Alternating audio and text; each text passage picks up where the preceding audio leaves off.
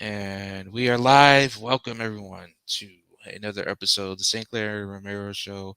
This is episode 10. We're going to be talking about Waxwork 2, Lost in Time, the sequel to Waxwork we did 2 weeks ago. So Mhm. if you guys haven't caught up on that, please check out our last, or not last episode, but 2 episodes ago, we did a review on Waxwork and we absolutely loved it. Yeah. And from what I'm assuming, I loved it. And from what I'm assuming from you, I think you also loved Yeah, the Waxwork second one too. was really good too, yeah. Yeah.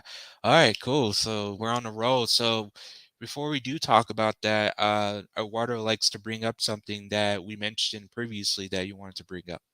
Yeah, no, I figured for the opening of the show, I was thinking about doing a live stream of The Last of Us Part 2, to sort of give it another shot 'cause, 2 years ago on my channel, a friend of Chris Avila, who was in my movie Unaired Pilot, we did a couple of episodes on The Last of Us Part 1 and 2, and I really disliked part two. I a lot. I really did not like it.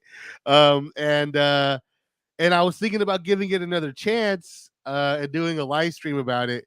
But but honestly, dude, like I started to I wanted to test how it played on my PS5 before I started playing it live, right? And just like I played like maybe like an hour of one of the combat scenarios, and I was like, oh god, just like playing it reminded me like, oh wait, no, I don't want to do this. This sucks. So I figured instead of doing a fucking live stream for about 20 plus hours, we could just talk about it here. Talk about our feelings on The Last of Us Part 2 and where we stand on it. So Dom, I understand you are a fan of the game. I love the game. I loved the first one. Oops. Uh-huh. And I love the story. I love the gameplay, the survival aspect of it. They did it's not a remaster, but it's a freaking remake called The Yeah, the Last of first Us one. Part One. Yeah. And so I haven't played that yet. I'm gonna have to play that to see what they have changed and done Well, in this. I think it's for PS5 only, from what I understand. Yeah, that's what it looks like. Yeah, it is PS5. Okay. Um, so yeah, I had to check that out, but I did love the first one, like I mentioned, but I also like the second one. The reason why is because they're making a show. Oh Um, yeah, yeah, Pedro yeah, Pascal's. yeah, I'm excited to see it. And the reason why I like the second one is because of the gameplay and Okay. how cool it was. Like the survival aspect came back, but they upgraded it in a way where it's like you are like kind of leveling you up your character and you're building your character like an RPG a little bit. Yeah. But all the survival techniques, the blueprints, the weapons and going into combat, stealth, it's all fun. Like dude, I was playing it, right? And Mhm. there's a section in Seattle where there's like a group of enemies that you had to kill. And I was literally I didn't have the quick stab perk, Yeah. but I had the slow stab.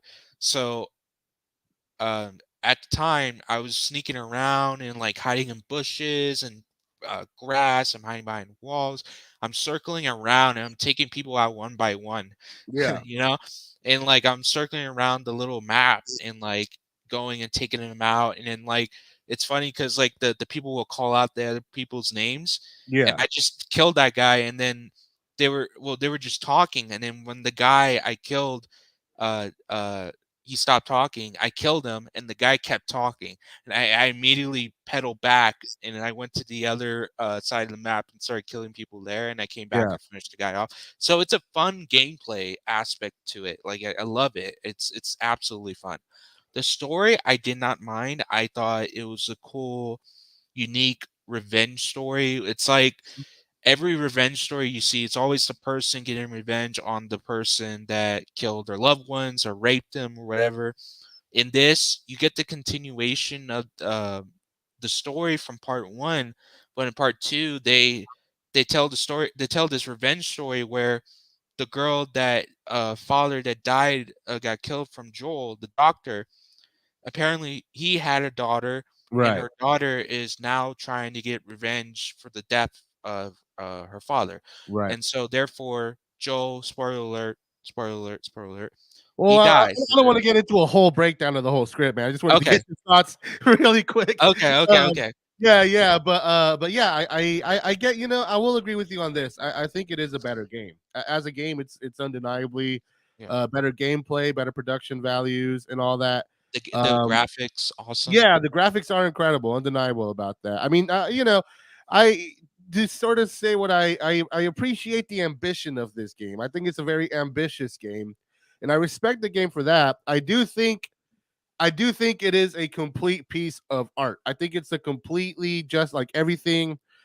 Um, every piece about it, I think, adds together to create a complete work. My problem with it, though, my problem with The Last of Us Part Two is that The Last of Us Part One is a very tightly told story, very focused. There's a purpose behind there's not just one purpose, but it's so multifaceted that like everything sort of like convalesces together in a very tight way. All the characters, all the themes, and all that stuff is all in constant conversation with each other, and it's always pushing the narrative forward. And it actually has no in my opinion, it's no more complex emotionally or philosophically than the second game and all that. But the first game is smart. It's very mature.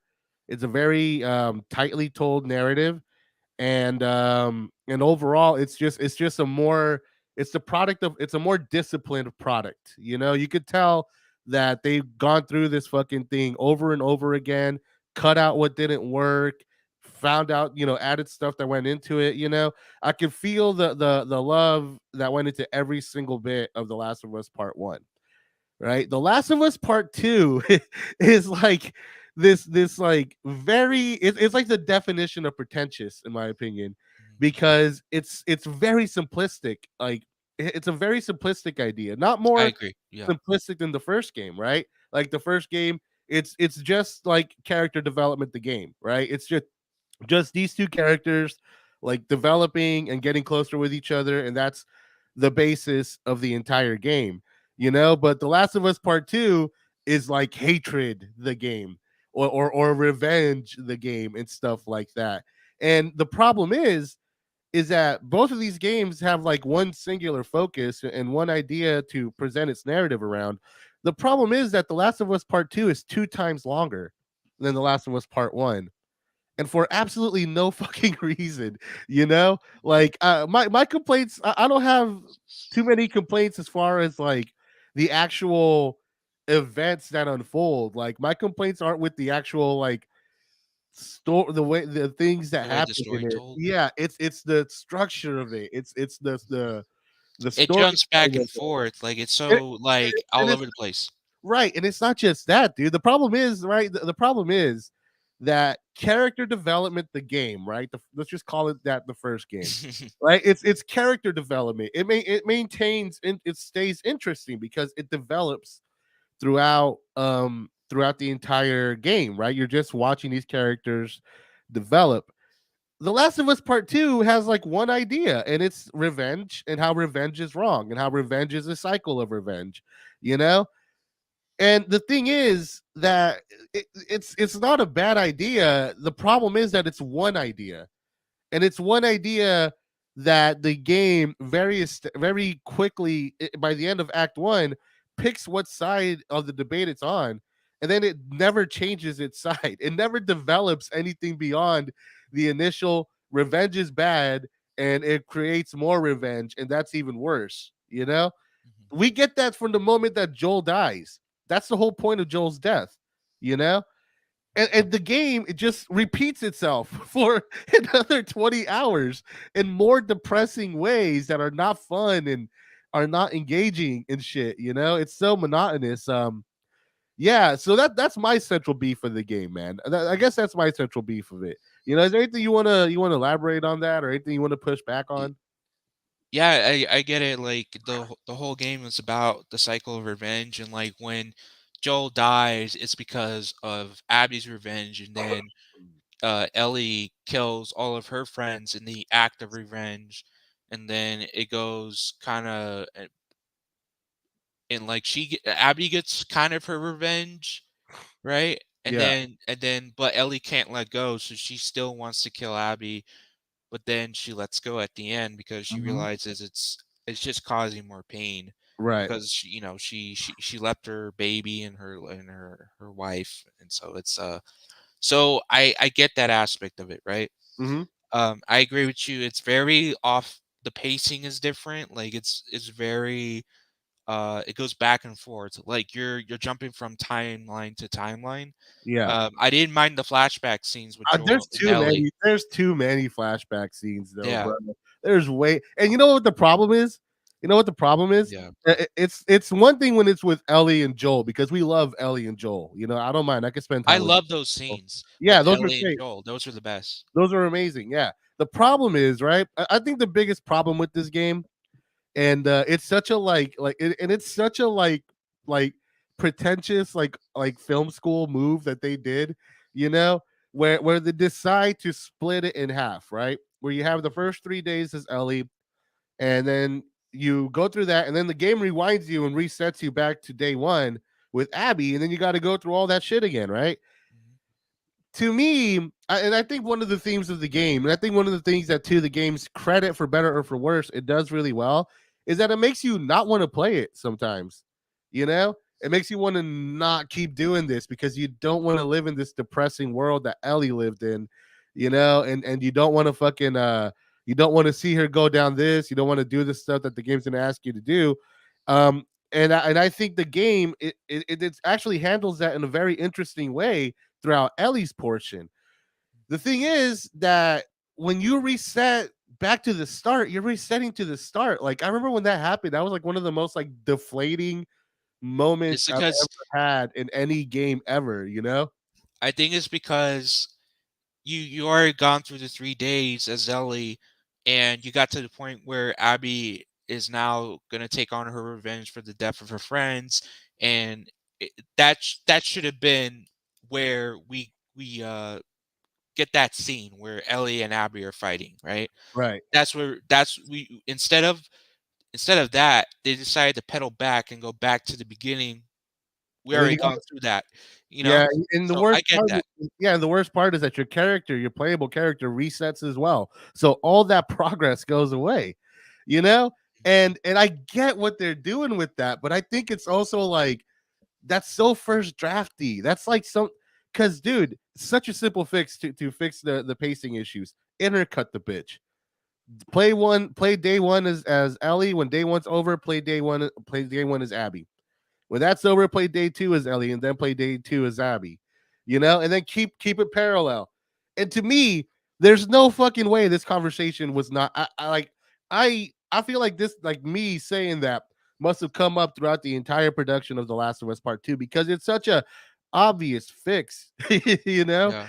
and it's so like, and it's so weird because like it feels like that is there only to get the audience more weary to play the game more, only to make everybody deflated and to be like, oh man, really, I got to do this again, you know, because the whole point of the game is the depths that you're willing to go to for revenge, right?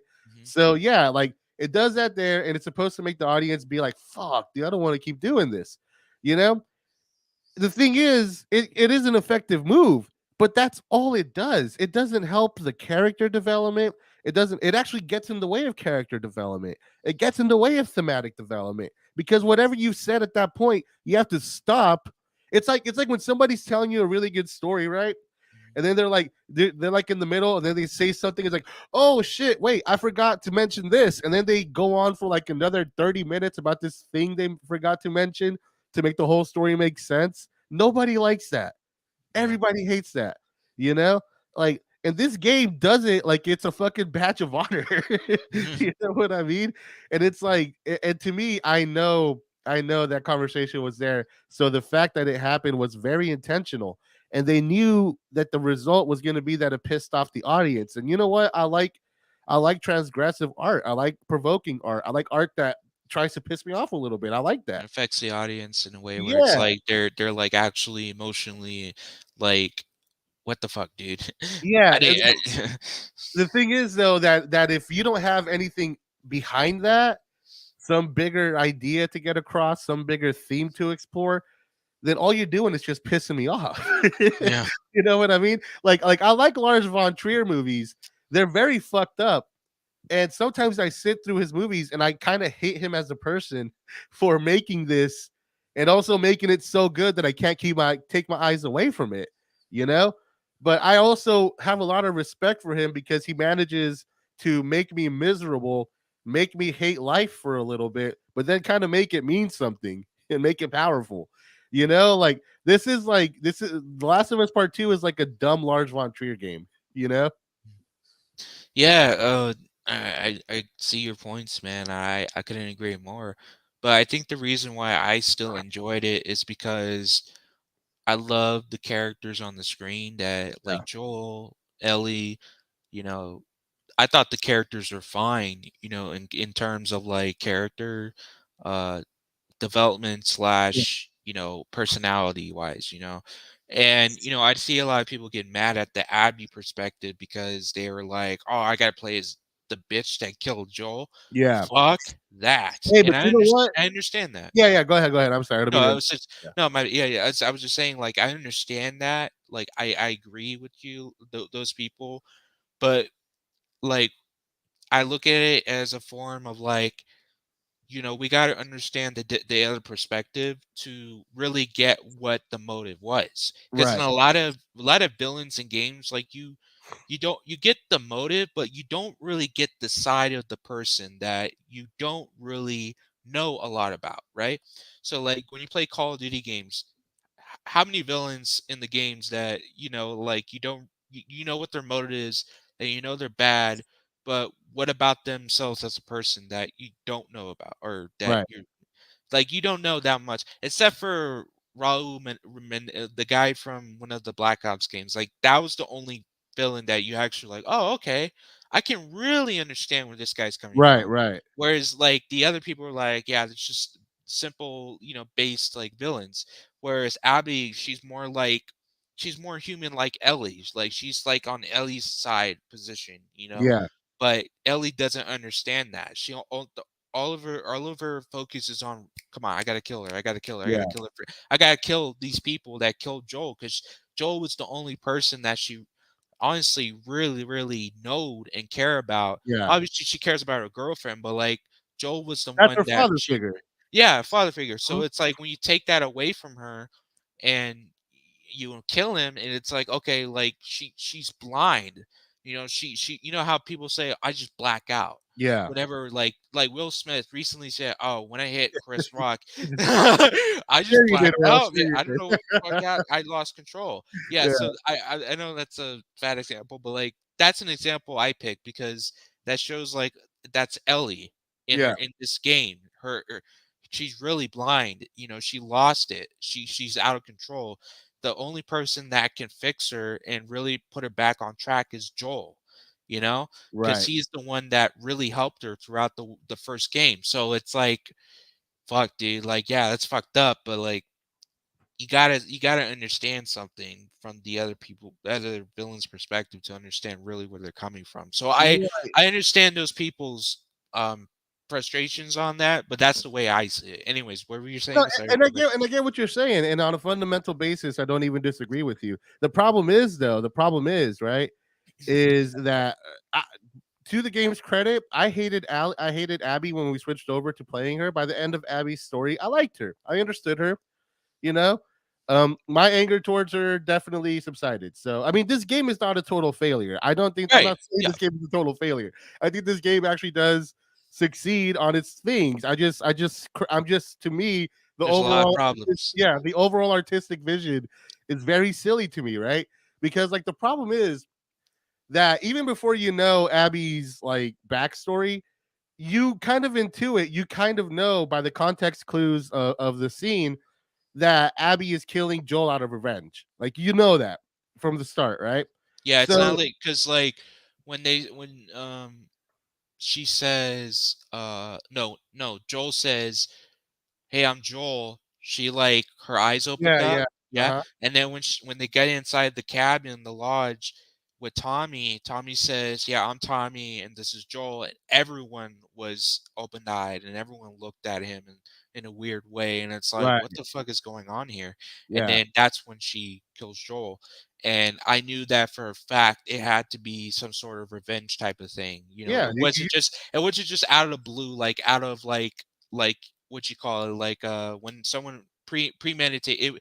It didn't. It wasn't like it was premeditated, right? Yeah.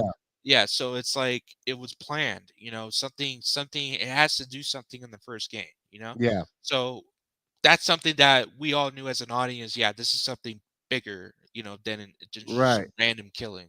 And watching Joel die sucked. And I think in that moment we saw Joel paying for his sins, right? Like we all knew why he died as much as it hurt us. Like we understood, oh, he died because revenge. And we understand right there, okay, revenge is really bad, right?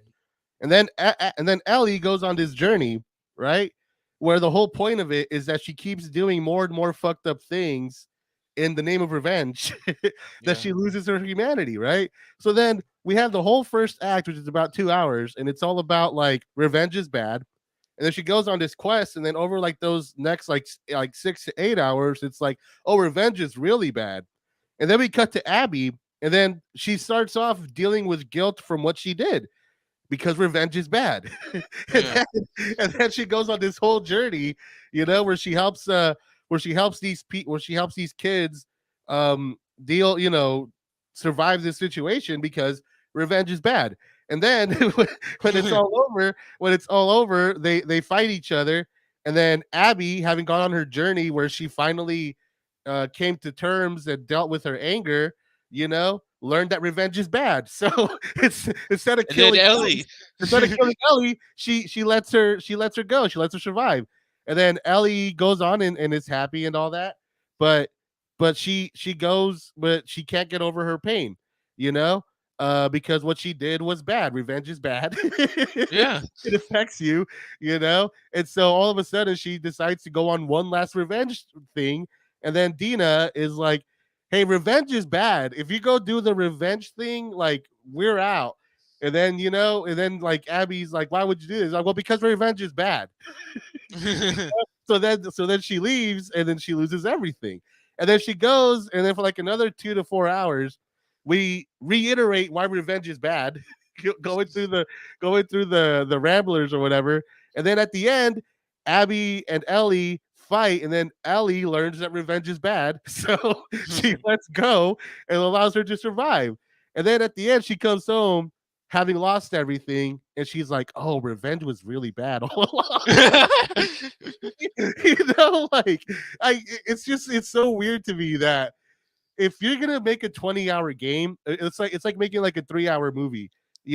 Like 3 hour movies are special, and when somebody makes a movie that's like 3 hours or longer, that's like a director like being like, no, this is important. Like it's the part of the reason we watch 3 hour movies or longer is to see if they're gonna justify how fucking long they are. Like if it's worth the 3 hours.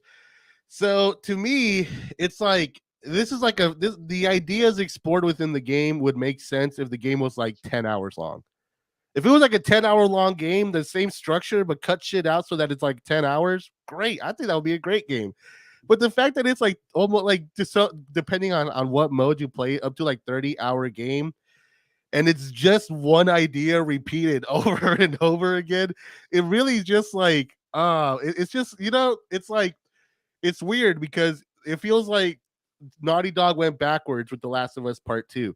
Like when we're young and we're super ambitious and all that, and we're super like naive, we make 3 hour movies or we make 3 hour movies or 20-hour, 30-hour games about how bad revenge is bad. We do that because we're young, because we might be talented and we might be ambitious, but we're just not that mature, so we don't have a lot to say to the world. So we say one thing. And some of the smartest young people, are super ambitious, would make a 3 hour movie or a 20-hour game about why revenge is bad. And then they're going to grow up and realize, oh, that was a really stupid thing to do. I need to learn how to edit myself and like figure out what I want to say in like an hour and a half. you know? So like and then when they do that, they actually make really good shit because they took all their talent, they took all their ambition, and they brought it down to earth and they made something functional with it. Something that isn't just ambitious for ambitious sake. And to me, that's like The Last of Us Part 2 is like that 3-hour movie you made when you were 17 in high school that you thought was going to be really great, but it's really shitty because like A, you didn't have a whole lot to say to the world, and B, it's you and your friends in your mom's kitchen in your fucking school clothes. You know what I mean? Yeah. The Last of Us Part 1 is the game you make like 7 years later when you like grown up a little bit, and figured out what you want to tell the world. And to me, that's if The Last of Us Part 1 was The Last of Us Part 2, I would be like, "Oh, that's a great okay, like the first game was messy, but they got their shit together in the second game." As it is now, it's like, "Wow, you really got your shit together in the first game. What the fuck happened in part 2?" you know? Yeah. It just seems, yeah, yeah. It just seems like, yeah, there's one idea where the first one had many ideas. Um, when it comes to storytelling and progression of a story, it does make sense to start up like simple and like, just really just like not a lot to do with anything, right? It's just like Yeah, straightforward game. And then the second one, it gets to that complex spot where okay, we're dealing with more yeah. shit. Mhm. We're talking about different things, and that would have been great for part two. I feel like if they should have stood their ground and took notes from part one, and like expanded on that. I think the problem was Neil Druckmann was like The Last of Us Part 1 was his first game, right? So the studio didn't trust him to make that whole first game by himself. And if you actually look at the history of the making The Last of Us Part 1, originally The Last of Us Part 1 was going to be a revenge story where halfway you switch to another perspective. Like that was originally the plan for part one, you know? Then his co-director came in and said, "No, that's stupid, dude. No, we're Mm, not going to do that." And someone told him, "No, you're not going to do that. Try harder."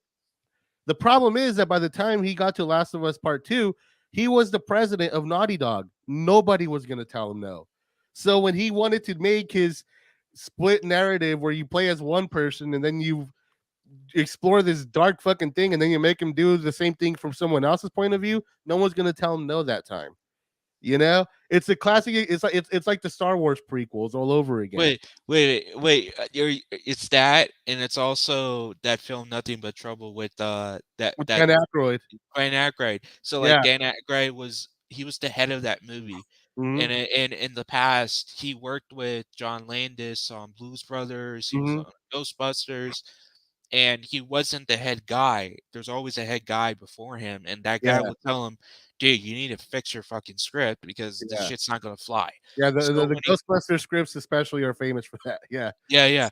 And then when he got to Nothing But Trouble, when he wrote it, he was the only one who can tell himself what to do. You know Yeah. what I'm saying? So he went off a fucking Yeah. He went off insane the deep cocaine end. Yeah. He went all the cocaine way off the ride. deep. Yeah. Cocaine ride of a movie. And it reminds me of also Stephen King when he did Maximum Overdrive, you know? I Oh love that yeah. movie to I do death, too. I but do too. That's a great I movie. that's But a good movie. not a good movie. Yeah, yeah, yeah. It's one of those like so bad so good type Yeah, movies. but And it's a no, that's a so bad it's amazing movie, it but it is, is yeah, really just bad. yeah, yeah. And and that's another example. And I feel like yeah, with Neil Druckmann, when he didn't have anybody to tell him what to do and what not to do to make your story better, Yeah, he took notes from himself, which was, I think it was pretty much a bad idea, yeah, considering that was his original intent in the first game. mhm. And listen, I wouldn't mind if he did that in the first game. And that was the first game in a franchise that ever was released. I think Maybe it everyone could been have worked. okay with that. Yeah, But and then in the second one, they could have done like they did in part one, like you said, like they could have done that part one story in part two, and then that would have been really better, and everyone would be praising it. Oh yeah, yes, Neil Druckmann, you did really good on that. Yeah, that was an yeah. improvement. and that would have worked. And I definitely agree with you on that. I still enjoyed the game, by the way, but I definitely agree with you on that for sure. Yeah, I'm not gonna sit here and say this game is trash and there's no redeeming quality. No, as a game, it's great. It's a fantastic game in terms of gameplay, in terms of production value, in terms of the experience itself. It's great, and for all its flaws, the writing is effective.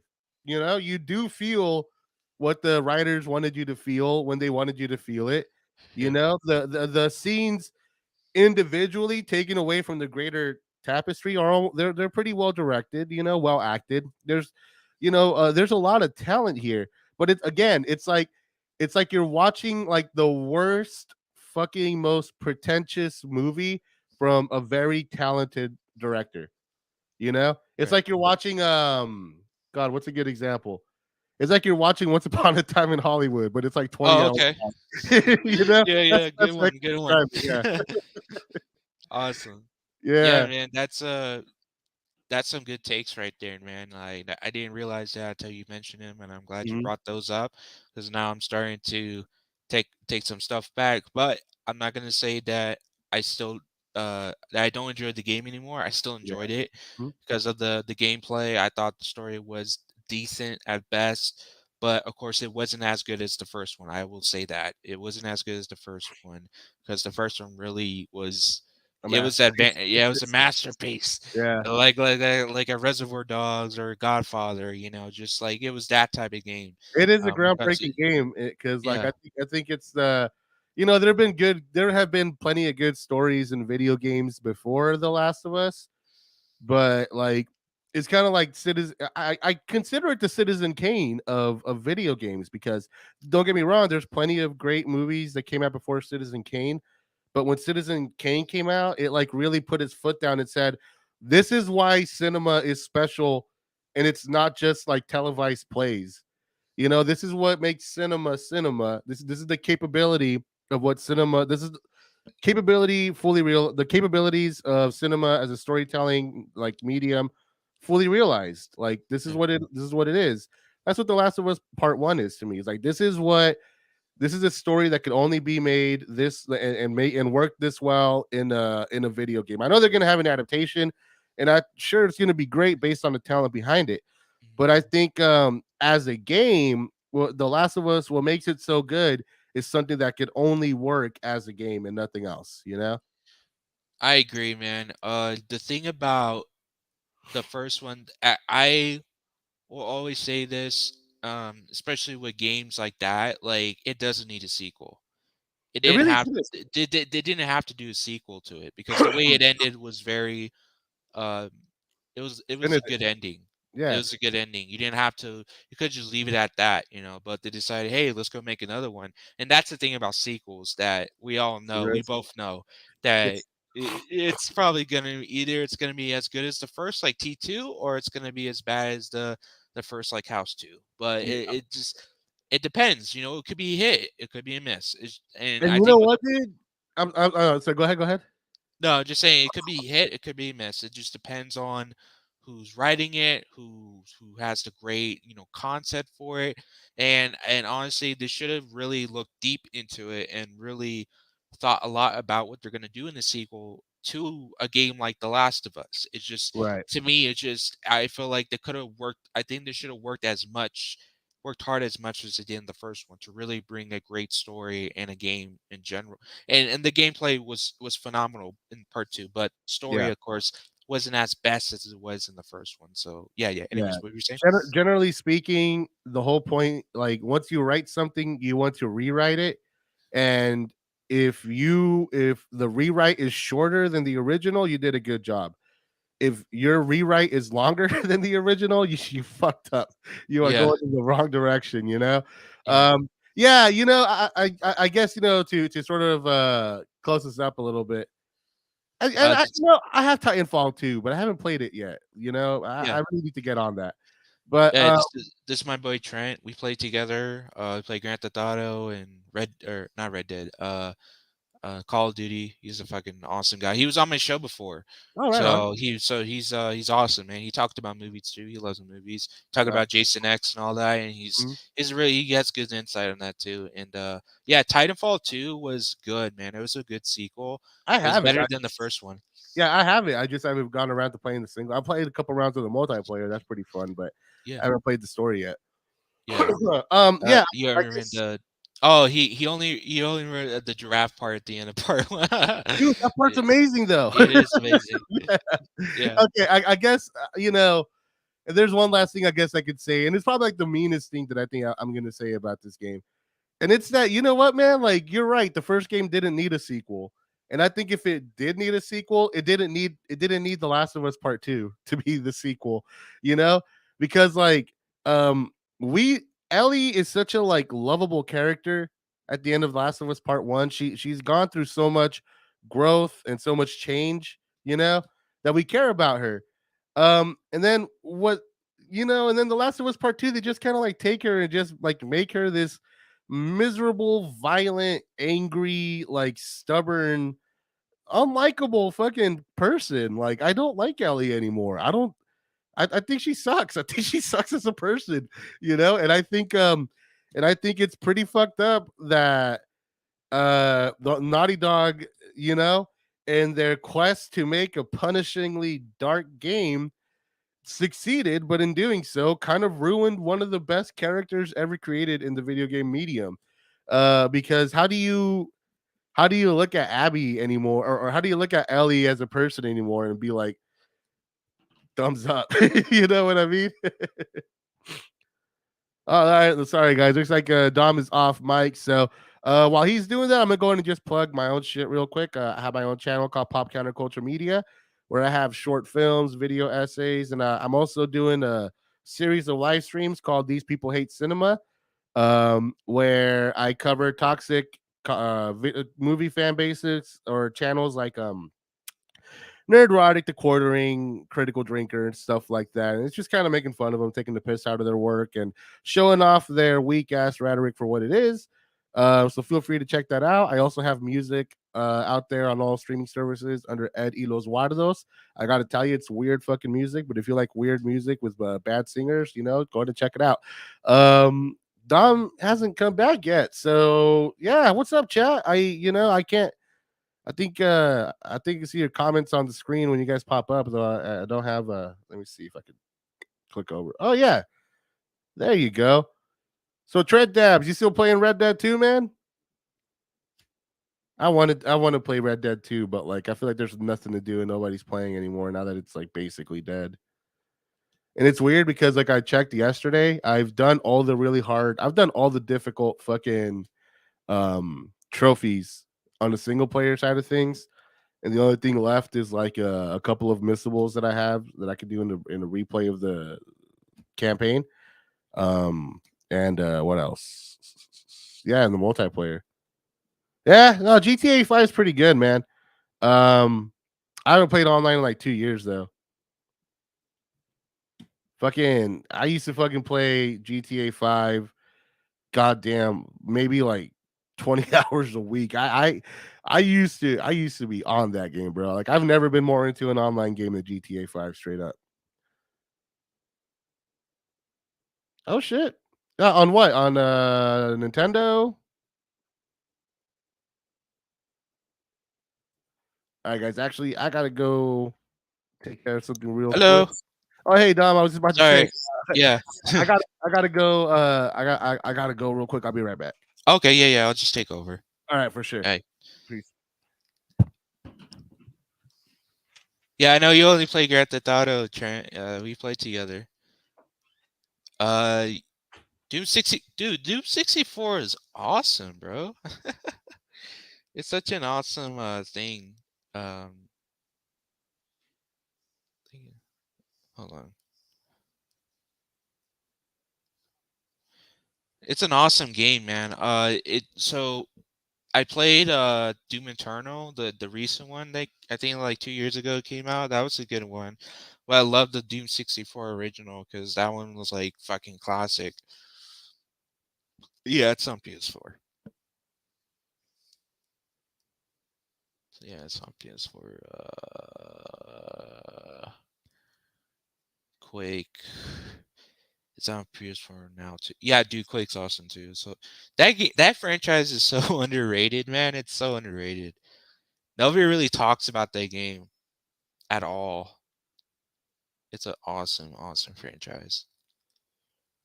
Um, let's see.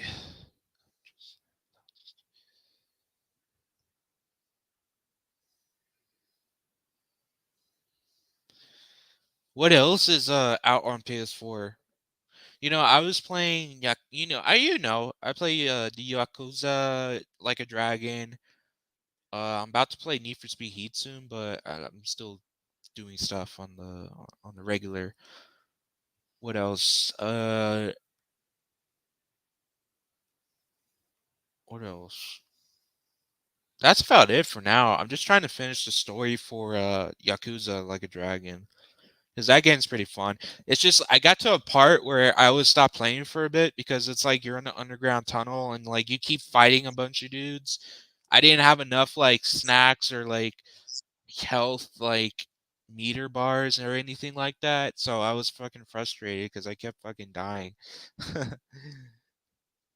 Just could play remaster goal. Dude, it's 007 Gold Knight, man. That's a fucking good one.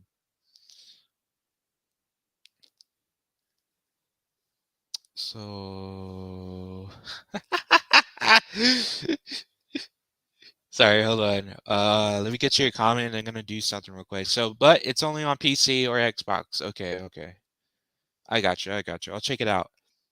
So, what I'm gonna do now, Eduardo said a very good thing that is relevant to the show today because it's in the title. We're gonna be playing the fucking rap song of Waxwork 2. Um, have you seen any of the Waxwork movies, Trent?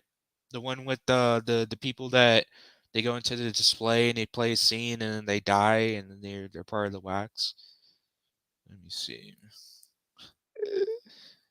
We're not even get demonetized anyways.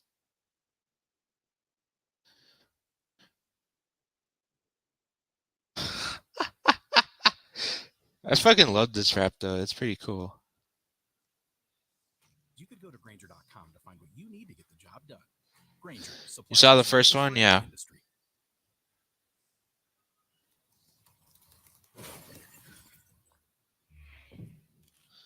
You can see that. Let me know if you can hear it. Wax with twos.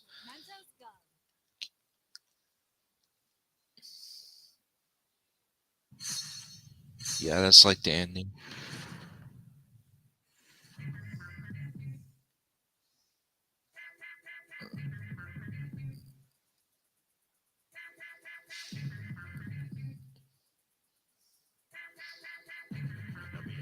Fiction, we face a serious case in the course of investigation. A sense of tedious task. Look at the very thing starts to laugh. It's criminal, minimal, subliminal. You pace through the plot like an animal. You pick up the phone and you stand alone, try dial in reality and nobody's home. You lack evidence, it's no coincidence. They put up a fence, hid the clues, and suppress the news. You're living like a psycho, but they won't let go amid evil trauma that was time to flow. But on the contrary, Mark ain't a mark, cause Mark got hard, but Mark won't stop, cause Mark is a part of the mystery. Back and forth through history, he's seen time again, so the story begins. Awesome time, I'm bugging a jar, no matter where you go, there you are. Awesome time, I'm bugging a jar, no matter where you go, there you are. Wax it, tax it, fight you too, what the hell can you Dude. Someone's got a hold of a soul and took control. I cannot tell you how surprised I was that there was a fucking Will Smith like rap song at the end of this. I didn't expect that either when I watched it. It was like the end. Like I thought I was gonna like not like play like the soundtrack, like just like regular like music or Yeah. like suspense music, but it was like it was playing like freaking rap, dude. It's fucking awesome. It was no, that was a bad song. Those are some really dumb lyrics. But you know what? It was I like the way with like they the two characters like in the background are like moving their hips. I know, right? Oh, dude, that was some great fucking early '90s cheese, dude. Yeah. I don't even. I would be surprised if that even got fucking MTV play though. Like that's such a that is such a not good song. What is it like? Rabbit in the Cage, Waxwork 2, Rabbit in the Cage, some weird shit like that, man. Yeah. But yeah, dude, Waxwork 2. Let's talk about it. Awesome, man. You said back in the day they did that a lot. Yeah, they did, bro. They That had was a rap song in Nightmare on Elm Street 5. They had a rap song in Jason Takes Manhattan back in the day. What else did they put it in?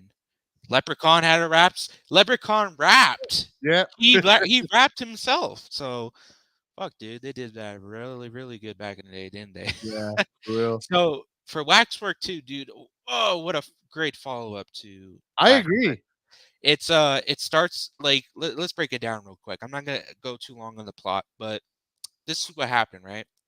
In the start, we get the recap of the first ending of the film. We get to see everything, and then at the very end, that hand that survived the burning, Yeah, it went after them, right? It stalked them, chased them down, but they don't know it because they're on their way back to the hotel or the whatever, dropped the girl off, and um she then her father starts getting attacked by it, and then he gets yeah, killed, and then she kills the hand, and then that's when we get into the main plot of the movie where she's in court. They think she killed her father, and then the whole movie's about them going back in time to try to prove her innocence. yeah. And they it's so Such a relevant to weird, it's such a weird concept too for a sequel to a movie yeah. that was just like wacky as Waxwork One. You know, Yeah. the sequel is a courtroom drama. Yeah, but like I thought it was pretty cool that they continue that. The ending with the hand was coming out. Like I thought that was just a quick like funny little, just like haha wink wink. But Yeah, they actually used it as like a plot point in this movie, which is hmm pretty cool. You don't yeah, usually get that in horror films at the end. So that was cool.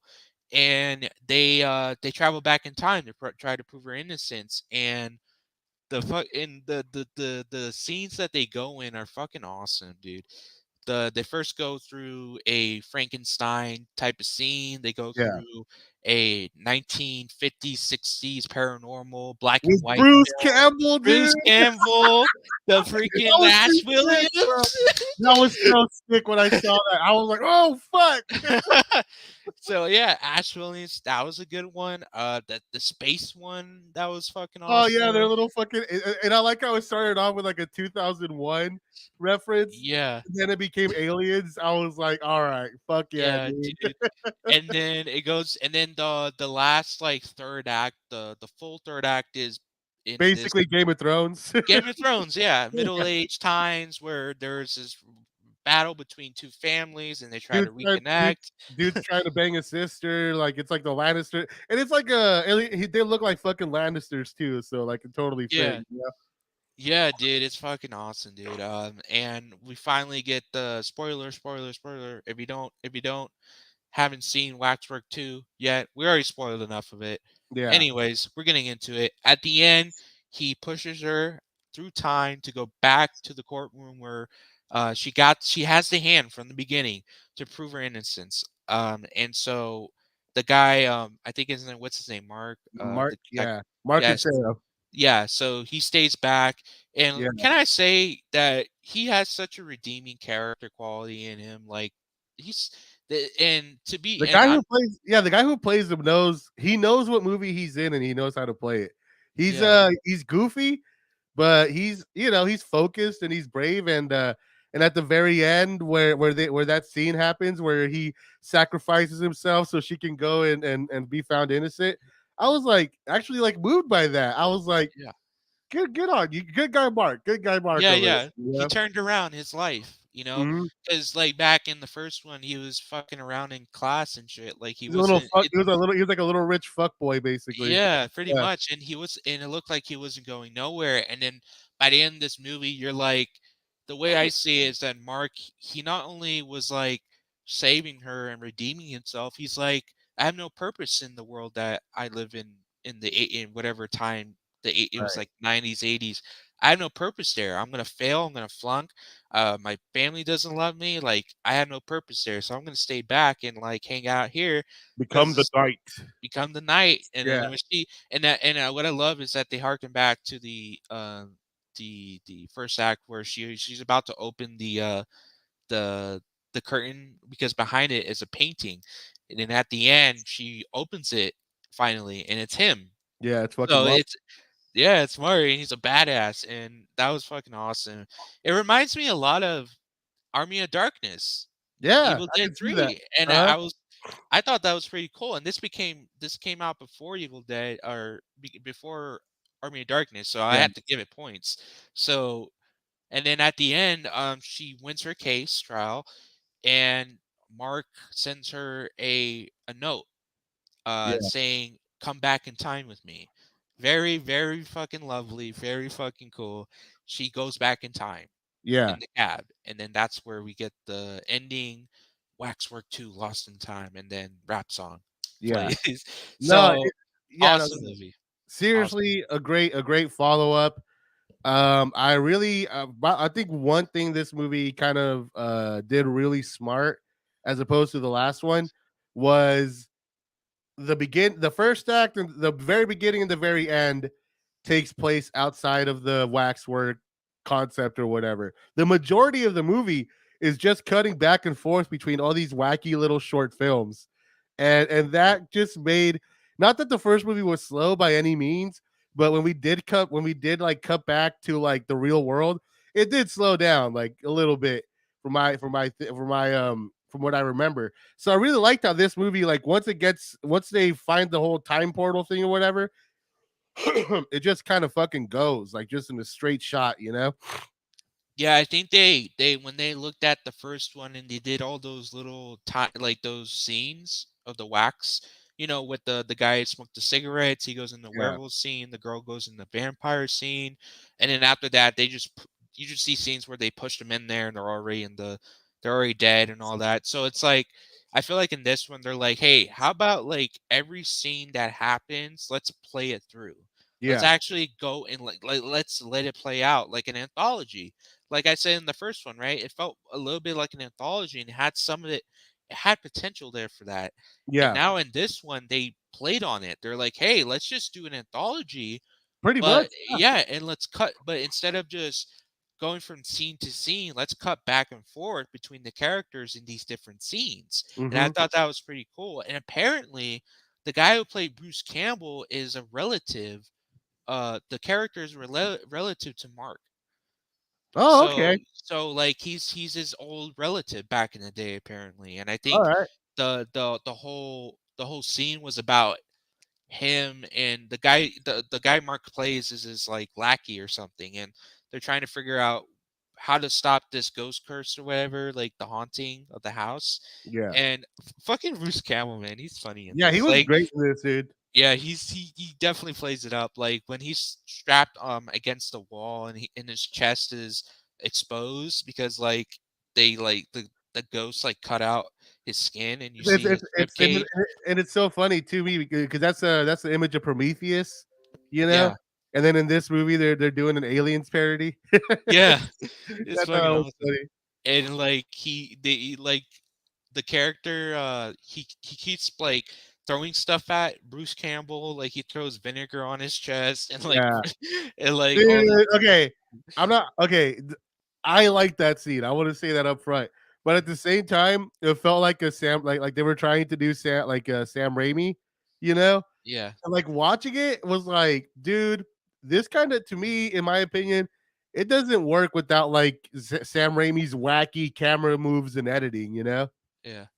Yeah. Yeah, but I still loved it. No, I thought it was fine. I thought it Yeah. was fine, but I could clearly see they're trying to do the Sam Raimi thing, and I Yeah. was like, "You gotta move the camera. You need to you need to do the whip pans." Yeah. Yeah. Death Central says, "I'm gonna have to seek it out. Never seen those you have to see these movies." Yeah, the They're Waxwork movies are really damn good, straight yeah. up. Yeah, dude, and the way I see it, the way it ends, I feel like it's the ending of the story pretty much. Like Yeah, it's it feels it's a double feature.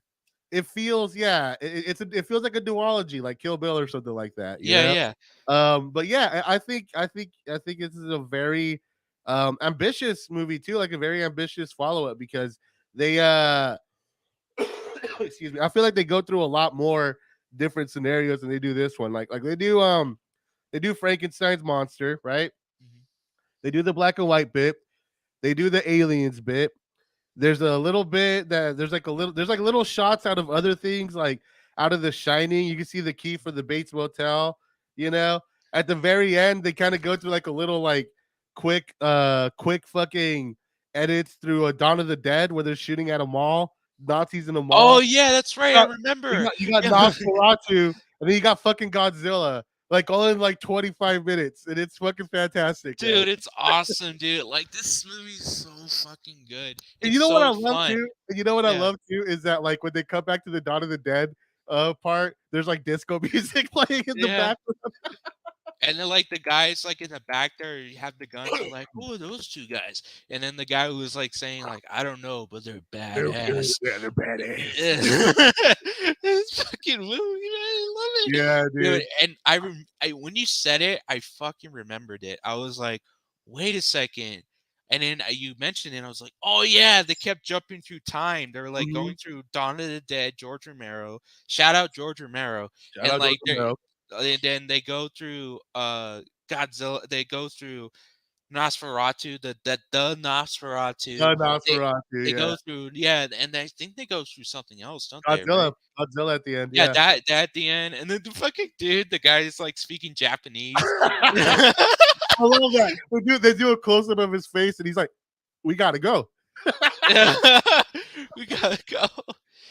I love it. I That was love it. funny as hell, dude. They knew what, and I'm glad they went off the rails for this because they knew exactly, like they saw the potential in Waxwork. They saw the comedy element, they saw the parody kind of element there, and they're like, hey, let's expand on that in the sequel. Let's touch on Yeah. that and let's see how it works. And fuck, dude, they did an amazing job. It's I such a good job. Yeah, and I really feel it is a shame these movies aren't better known because there is so much there's a lot of love given to these movies, both of them.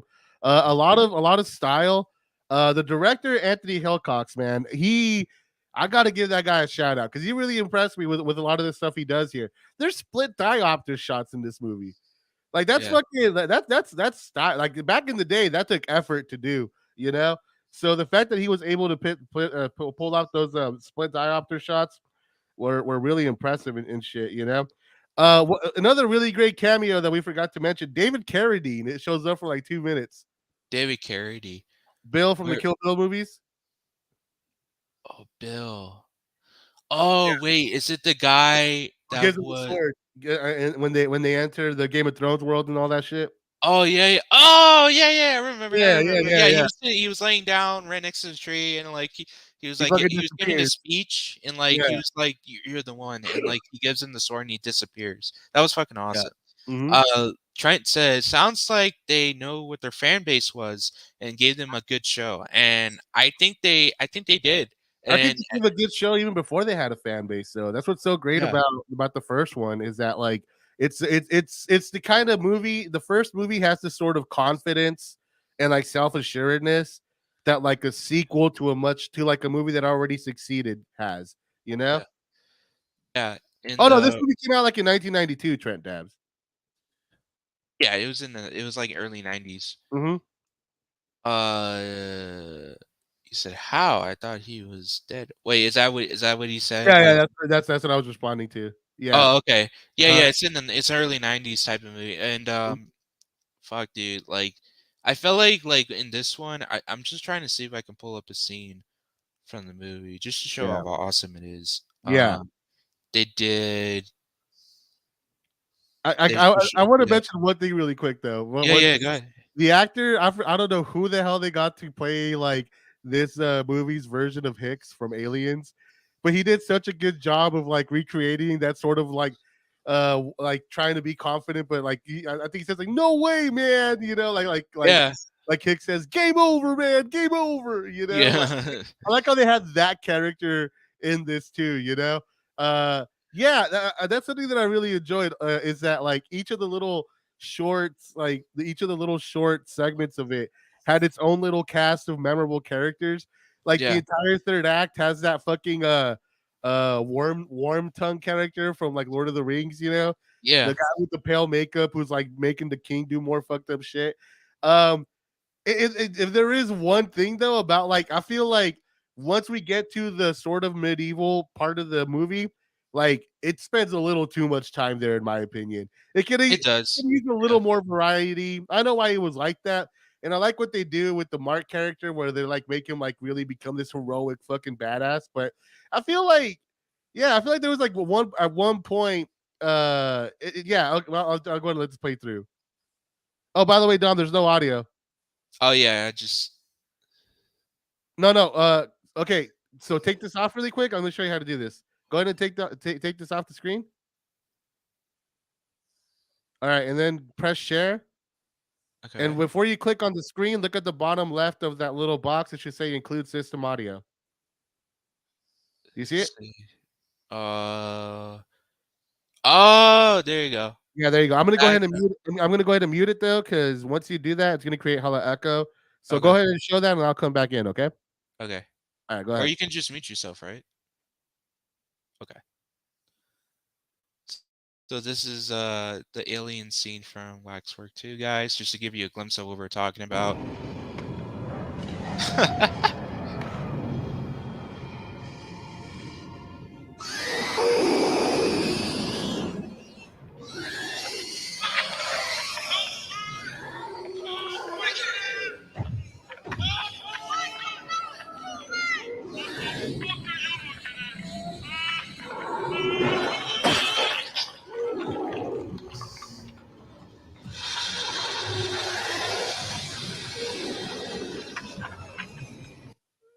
Fuck, dude, that's awesome. By the way, I like how the xenomorph is known for its like phallic head, and then Yeah. this like version, this movie's like has the vaginal mouth and shit, and Yeah. it's a very good inversion, you know. Yeah, dude. And by the way, the kills in this are fucking awesome too. Like Oh yeah, the the kills are great. Yeah, yeah, the first one like had great kills, and this one it was just they were like, yeah, let's continue that as well. And like, you this remember the guy? Remember the guy? He drank the canteen, and like yeah, she mentioned like, yeah, so this is how like they got infected. They started drinking from the canteens because they had something in them that were like eggs or something. And then like he was like, huh? yeah, And then he started like throwing up like the egg like the egg has hatched, so like he started throwing up the alien. and yeah, like it tore his head apart. I was like, oh yeah. shit. The alien stuff is fucking great, but I really enjoyed the person who gets his head smashed in. Yeah, That kill was they really step up their special effects game, I think, on this one. yeah, the way the creatures look and like how that the first one they had the Frankenstein. The look of that was pretty. I like the relationship with the Frankenstein type of character, because you know Frankenstein, or not the Frankenstein, but the Frankenstein monster. Yeah, Like that, you always know like the Frankenstein monster is not an evil monster. You know, it's always like I like how they portrayed him in this. It's like more he's more of a like a zombie slash like insane person. You know, yeah. kind of like. And then at the end, like he fights against Frankenstein himself, and then that was cool. Yeah, no, when Yeah, Frankenstein got his revenge, that was really fucking satisfying to me. yeah. And also, like, I really like in that scene where Frankenstein himself, when he like thinks that his wife or whatever joining off with the other guy, he's like, him, this guy, my friend, he's a little bitch. Yeah, dude. He was jealous. It wasn't just that he was jealous; he was just like him, this, and like the way that Mark looks in that scene, he does have like this funny little mustache. He looks like really uptight and shit, you know. Yeah. But I just really thought how like he really just couldn't get over that. It wasn't so much that she cheated, that she cheated on this guy, you know. Yeah, dude. It's like And downgrade shit. Trent says those helmets. They say it Oh looks like yeah, dirt bike helmets. no, yeah, I'm pretty sure they were. This is a low budget like B movie Yeah. and shit, you know. But You know, But in they order did to, a really good job, yeah, though. in order to Yeah. get good gore effects, sometimes you got to use dirt bike helmets for space helmets. You know. Yeah. It's a future, so like in that scene, like it was like it's space, like it's the future, so you might as well use something that's Yeah. the future like. But I mean, yeah, man. they show they literally have people floating in space by just having like two little like action figures floating. So you know, it's not Yeah. the most high budget fucking thing out there. Yeah. And I don't know, man. It's just it's so great, man. Yeah, the second one, it did what it does, and they really did a good job on that. Um Man, dude, like these two movies are awesome, man. I don't know what Yeah, else to say. It's just when it comes to special effects, acting, characters, just story, like time, like fucking awesome, dude. It's fucking I awesome. agree. This Uh this is the recycling. yeah, Oh yeah, the recycling for sure. When it was made, nobody would notice. that's true. Yeah, nobody even noticed what was happening, dude. Like, and also, by the way, speaking of nobody noticing, what the fuck? How did people not know about these movies? Come on now, what Yeah, has happened? well, I mean, let's face it, like the first one came out towards the end of the 80s. Slasher movies and horror movies weren't doing very well. Horror movies were just barely a genre throughout most of the 90s, you know? Yeah, In the 90s, horror was like B movie trash, general speaking, you know what I mean? mhm, So it just wasn't a good time. But I mean, you're right, dude. Like, I've been getting really into collecting 4Ks recently, so I've been buying a lot of Arrow Criterion stuff, and I've also been looking at Vinegar Syndrome, and it's like, how has nobody somebody needs to put these movies out there. These movies deserve to be rediscovered. They deserve to have because I mean, dude, these are well acted movies. These are fun. These aren't like Shakespeare, but the scripts are good. The acting is good. The direction is surprisingly great. Like Anthony Hillcox, the guy who makes these movies, really gives a fuck about these movies, and you can tell. You know, these movies fucking kick ass, and they should definitely be pushed out there more by by somebody because yeah, these movies rule. yeah, dude, it's awesome because you see a lot of movies like Jeepers Creepers that they get a lot of love, and like Yeah, you and see this doesn't have movies. anywhere near the fucking complications as the Jeepers Yeah, Creepers movies yeah. do. Yeah, that's what. Oh shit, that's what's up, man. You know, just I need people need to know more. He said, Death Central said, he knows about the first one, but never watched it. He got it on the side though, but never knew about the sequel. That's what I'm saying. Nobody Yeah, really knows about these movies because it just went under the radar. But unfortunately, that's the story of some movies, man. They some just great don't get. movies go under the radar, unfortunately, sometimes. Yeah, Yeah. I just want to show the posters real quick Uh-huh. on the both of these movies because posters are awesome, man. You Okay. know, when you're doing like poster work and like you do remasters and shit, like what you call it, Screen Factory does a good job. But there's other ones like you said, Scream Vinegar Factory. Cooking. That's the other one I was trying to bring up. So this is the Waxwork one. Oh, that's good. I like that. That's Yeah, fucking fantastic, bro. Holy shit. yeah, they got all the good stuff right here. You got Yeah. the main The characters. mummy, the fucking pools of wax. Fuck yeah. Yeah, yeah. So let's look at Waxwork 2. I saw it in it. So this is the original Oh, poster. okay, that's not a very great poster though. Yeah, no, no, no. That's I'm not a trying to very find. Oh, good one. this is the one. This is the one. Yeah. Yeah, This dude. this is better. That's the Star Wars ass poster right there. Yeah, yeah, but this was a better poster because it Mhm. actually showed. This one's just a face, you know, with the Yeah. whole. It just I don't know, but this one is better.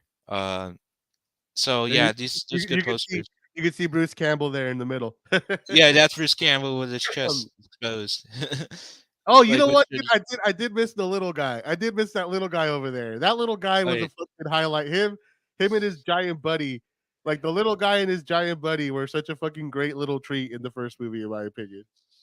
yeah, dude, they were awesome in the first one, and I think the reason why they didn't return because they died at the end. So Oh yeah, yeah, uh, that's true. because Yeah, yeah, they burned to death. So that's unfortunate, but it's Waxwork 2 is still great. You know, yeah. I still enjoyed it for what it is. You know, see, this is the actress, the new act. So they switched out the actress from the first one by her, but Hmm. I still enjoyed it. I still Yeah, I think she she did did a good great. job. Hmm. She still played the innocent version type of character like the other girl. So I thought that was pretty cool. So yeah, man, I love to get this on 4K, Hmm. both of the movies, double Yeah. feature, back to back.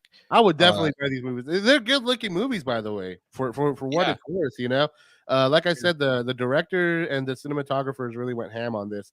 By the way, Trent Dab says back in the day, movie posters were really good, and I really agree because these days it seems like most movie posters are like a character standing in a fucking silhouette all dramatically in the center of the frame. It's so lame yeah, these days now. yeah. He says, "Yeah, those remade Scream Factory covers are sexy." Yes, I do. Hmm. Yes, they are. Some movies have multiple different posters. Yes, they Hmm. do. Yeah. The thing about Waxwork is that they only have like one poster. Waxwork 1 and 2. I I did really get the sense that these movies just were not given the love and like if they would have given, if they would have, first of all, failure on the studios for not realizing what they had here because they have something truly fantastic. But like the fact that they seem to just like make like one poster for each of these is just kind of lazy. These movies had a lot of work into them and they deserve to be more like promoted than that, in my opinion. You know? Yeah, I agree, man. And if they ever do, and I don't think they have to make a second or third one because the way it ended, but if they do make another one, dude, I'm so down for it. I would love to see what they do for it. Like, if you The were third one to, should be a video game. it should be a video game. Well, I So, mean, like, oh wait. So it's because in this one we find out that all the shit that's going on is because God and Satan are playing a game against each other, and yeah, God is using the main characters as like his Nintendo like avatars and shit. You know, like they literally say, Mark, you're the main character in God's favorite Nintendo game. And that's such yeah. a cool idea of like they should just make like I wrote in my notes here like I by the at the end of the third act that like God beat Castlevania and Mark was the main character. You know? yeah. Yeah, like I really feel like if there is a Waxwork 3, it should be a fucking video game, bro. It should really be a Yeah, video they game. should do like the Jumanji route. You know how Yeah, like the first one, the original was a board game, and then the remake, the reboots were like a video game. And this one, yeah, they should have like a guy playing the game like PlayStation or something, and he plays a game called Waxwork. yep, And he like something happens to his TV, like his TV is like a portal, and like he enters the portal and he goes into the game, and he's playing and he's the main character of the game, right? yeah. Does that sound about right? Oh, Like that it's sounds just great. Yeah. yeah, that would be cool if they make if it's a third one, or it could be a reboot, just like the Jumanji. Like they could do it like it's a reboot, Dude, unless, huh? I think there is a Waxworks 3. Is there? I think there is. Right? Because Let me. Waxwork are movies where apparently God, a good and evil are fighting a war with each other by using these horror movie tropes, right? Does that Yeah. sound like anything? Does that sound familiar to anyone? Sound Let's like a see. recent movie that came out like in 2013? Very meta. Cabin in the Oh, Woods, Cabin guys. in the Woods. Cabin in the Woods. It's the third Waxwork movie. Think about it. I was so busy looking it up, Waxwork 3, and then when you were talking about it, I was like, wait. That does sound familiar. Yeah. Yeah, Cabin in the Woods. It's Hold fucking on. Cabin in the Woods. Yeah. Pull Oh, it up. Tron. Trent Tapp said, You were "Oh, just Tron." giving our breadcrumbs, and I was like, wait, Yeah. hold on. No, dude, think about it. Cabin in the Woods Part 3 functions as a Waxwork 3 or Cabin in the Woods in a way functions like Waxwork 3. It's a little more meta, but yeah, it's good and evil using horror films to fight each other through these characters. And that's exactly what they're doing in Waxwork 2. You are right about that because I was like looking because in Cabin in the Woods, they were the story was like it was like the gods or whatever they were fighting, and Mhm. I think it was more like they were trying to please the gods. They were trying to Yeah, like like a give them sacrifice or something. sacrifices, Yeah. But if they and failed, evil would take over and destroy everything. yeah, so that's why at the end like the big hand comes up and like smashes the Mhm. cabin because they're coming out of the earth and now they're taking over, and I think that was such a cool movie, man, and the Fantastic. way it ended. One of my favorite horror movies, period. Yeah, and like the way the story was told, like it wasn't upfront with you at first. Yeah, It made you think it was like a just like it's a ride, bro. basic. It's a ride. Yeah, Hmm. yeah, but they made you think it was like a basic horror movie, right? They made you Yeah, think like when they're in the cabins, like all these things are happening, like the zombies, the stuff that are coming out. They think it's like it's part of the nature. It's part of the cabin, right? Like Evil Dead, but it's yeah, not that. It's literally these people, these government. yeah. They literally put them there Well, and to yeah. yeah, and Let's not like they spoil too much, but yeah, let's not spoil, but yeah, that's the twist, right? yeah. So Yeah. we all know it. We all know it. It's All not a right, big deal. we're all horror fans here, but Yeah, yeah. just in case. He says so Tron. Yeah, pretty much, right? But but horror version. The horror version of Tron. Yeah. But yeah, it is a Waxwork 3. I Hmm. need to see if the director, the writer of that movie, Cabin in the Woods, if they admit to saying, "Hey, this is our spiritual sequel to Waxwork." Or they When even know it exists because, like, Waxwork was such a small movie. I wouldn't be surprised if, even I know they're all big fans of horror. I mean, I'm a big fan of horror. I didn't even know this movie existed myself. You know what I mean? Okay. Yeah, man, that's cool. But if you were to see a actual Waxwork 3, you would like to see like a A game video type game. of Yeah. video game. And it should be called Waxwork, right? Yeah. That's the game when it's called. And then Mhm.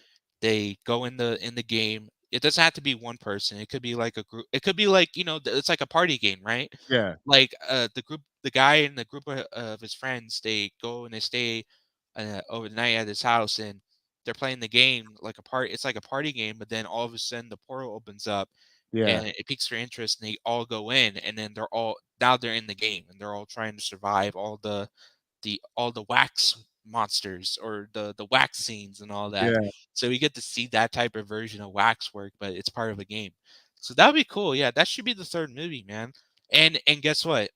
What's up? This is they should bring back Mark, and No, he is definitely. in the game. He's Yeah. literally in the game, and he's like the guide. He's He the should be the guy. final boss, bro. Yeah, the You final. play against a Black Knight at the end. Yeah, and he's like you gotta face me in order to like go back into your world because that's how it's supposed to be. Yeah. It's part of the game between the gods and the devil and all that. And it's like goofy because they're like, wait, you are the one that we're supposed to fight? What the fuck? You're Yeah. so that would be cool though. You're just For a a guy. Waxwork. Your name's Mark? There ain't no bad guy's named Mark. Yeah. But yeah, that's cool, man. Yeah, we enjoyed these two movies. I'm glad we got through them and finished them and see how it turned out. And we both love them, and that's our thoughts on the movie, man. And Mhm. I'm glad we finished those because Yeah, yeah. I would Great love to. I love watching. to. Great Yeah, watching. man. Yeah, man. I like to see Waxwork 3, but I also, for me, I'm gonna do some research. I'm gonna see um if there's any other hidden gems that are out there because I know another hidden gem called. It's literally called the hidden. The hidden gem. Oh, the Yeah, hidden. Okay, they said yeah. that. You say it's called the hidden gem. I'm like, what? Oh no, That's a what? little on the nose. No, no. But no, but yeah, it's called the hidden, and I won't give anything away because you Yeah. need to watch it Okay. firsthand. I had to make sure that it's free because the last time I watched it, I actually rented it or bought it, I think. So Okay. I'm gonna see if there's a free version of it so you can watch it for free because it's Right a on. really good hidden gem movie called The Hidden, and I think Death Central knows, but don't give it away, Death Central, if you know, because he needs to see it firsthand to Yes. actually Not ruin the surprise. just yeah, just like Waxwork, because when he saw Waxwork for the first time, he didn't know what he was getting into. He had an idea what he thought it was going to be I don't like even. a I don't even. I'm a no trailer kind of guy. Like if I'm at a theater and I see a trailer, but that's one thing. But I don't go look at trailers purposefully. Almost never. dude. Like I promised myself I was gonna watch the Halloween Ends trailer, but my friend Helvington, he was like, dude, like you gotta watch it. You have to watch it for the show. And I was like, Yeah. oh, okay, I'll do it for you, Ellington.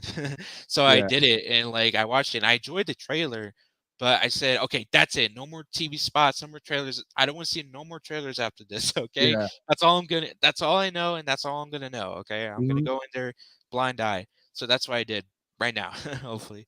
Yeah. He says, I'm still trying to figure out what that old school werewolf movie is called. So me and him were talking about this old school werewolf movie that he has seen, Mm-hmm. and it's like in the 80s or the 70s where this guy, the only thing he remembers from it is this guy, he brings all these people into this room and he says one of you is a werewolf, and that's all he Okay. knows.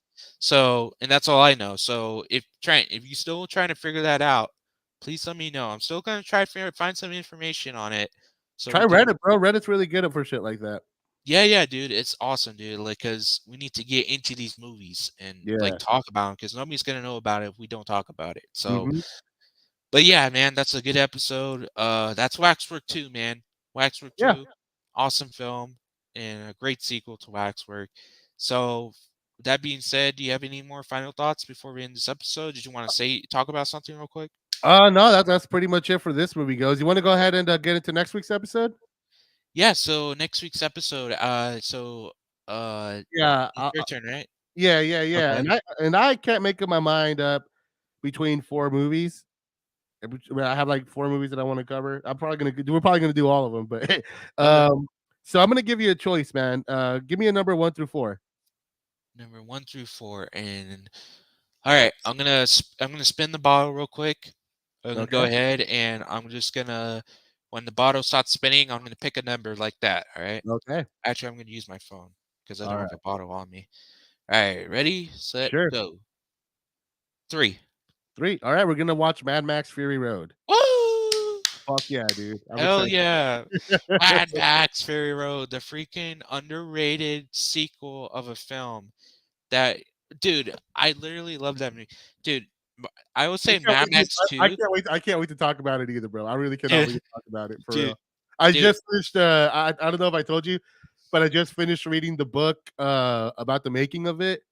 Blood, Sweat, and Chrome: The Making of Mad Max Fury Road. Dude, reading this, I mean, it's one of those books that, like, I mean, it's an amazing movie already to begin with, but once you like read the story of the making of it, it's so much more like you really appreciate how good it is because it could have so easily gone to shit so many times. Yeah, dude. It's I'm gonna say last thing real quick about that. So Mhm. like when it comes to like, Oh wait, Trent found it. Trent found the oh, you thing. found it. Yeah. Hold on. But, all right. Before I finish my thought, I'm gonna look it up and see what the Okay. name is, and then we're gonna go back to my finishing thought. Okay. So what is it, Trent? Let us know. Actually, while he does that, I might as Yeah, well just Go, finish. yeah, go to talk about it. Okay. So Uh, it's he the okay. Beast Must Die, Beast meets 1974. okay.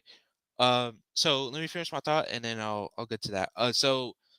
Uh, when it comes to like direct sequels to films, no one did it better than Mad Max Fury Road. I agree. Like, dude, if you see like Zoolander 2, Super Troopers 2 wasn't that bad, but like Mhm. when you see those sequels, direct sequels that to a movie that came out a long time ago, like they're not really up to par.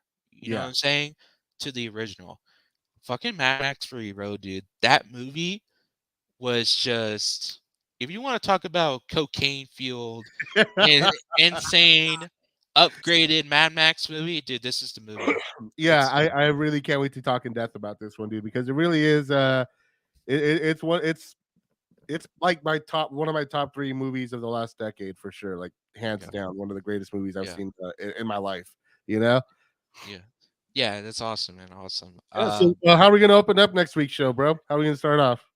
So for next week, what we're gonna talk about and start off with is um Grand Theft Auto 6. Grand Theft Okay, Auto 6. Let's dope. I You know, want to talk. there might actually be something released this week for it, so might have Okay. picked the right time for it. Yeah. Yeah, awesome. Yeah, we'll talk about that in the beginning of next week's episode. And before we end it, the movie is called The Beast Must Die. So let's take a look at the pictures real quick. The Beast The 1974. beast must die. That's a grindhouse type of I was gonna say grindhouse type of trailers fracking voice. Mhm. Okay, let's see here. Oh, okay, I found it. Let's see, share screen. So this is the poster. So this is the guy he's talking about. He's telling me there's this black guy who brings all these people to Oh, is this it a place. blaxploitation movie or what? Probably, Yeah, it's from probably. '74. It probably is. Movies. I'm always down to watch a movie from the '70s. That's the best decade for cinema ever. Awesome. Yeah, I'll keep note of this. Trent, we'll definitely watch this. Mhm. It's probably gonna be on Tubi. So because a lot of these movies go on Tubi, Yeah. like especially Blackula, Blackenstein, all that. Yeah, they go on Tubi and stuff. Mhm. So yeah, man, I'll definitely keep you on that. Trent says Mad Max Fury Road was filmed really well. Yes, it was. Yes, it was. I'll get into some of the stuff that I read about the filming of it because yeah, it's the making of that movie is a fucking miracle. It's a miracle of filmmaking. That's all I'll say. Yeah, awesome, awesome. So yeah, that's the end of this episode, guys. Thank you for tuning in. We're coming to you next week with Mad Max Fury Road, and we're gonna be talking about Grand Theft Auto 6, our favorite gaming franchise that's ever existed. Hell yeah. All right, everyone, have a nice day, nice night.